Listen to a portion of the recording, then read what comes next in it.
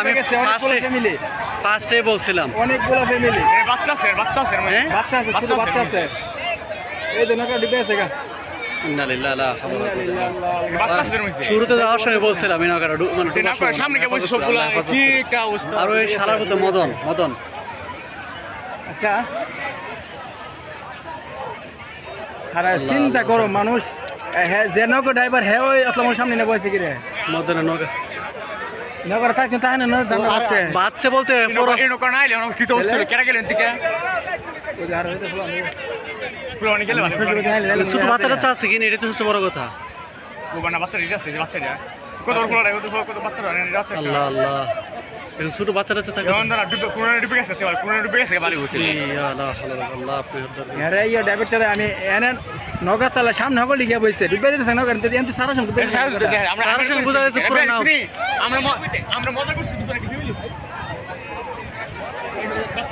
আরে সব কি সামনে নৌকা বেশি নৌকা মাঝিরা যে আসলে ওই বাচ্চা উঠে পিছে বয় সকল নৌকা যাও না খেল কি বলে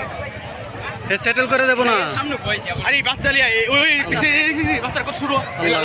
আল্লাহ আল্লাহ বলছে বাচ্চা আছে দেখছ গেছে ইয়া রাব আল্লাহ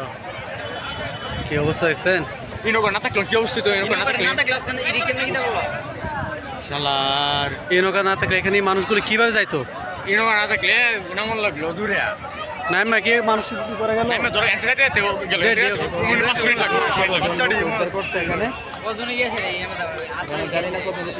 লোকের সামনে না করে ডুবে গেছে তোর সামনে কারণ কি কেউ ভিতরে আছে কিনা আসলে মানুষের কোনো ইয়ে না ও নৌকা থাকুন আল্লাহ বাতাস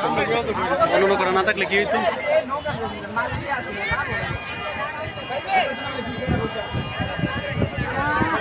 ইয়া আল্লাহ আর কেউ মানুষ আসলে এই জায়গায় পাপ হইতেছে এই জন্য এই অবস্থা হয়েছে বুঝেন না নাইলে চলো ভাবে ধরছে নাইলে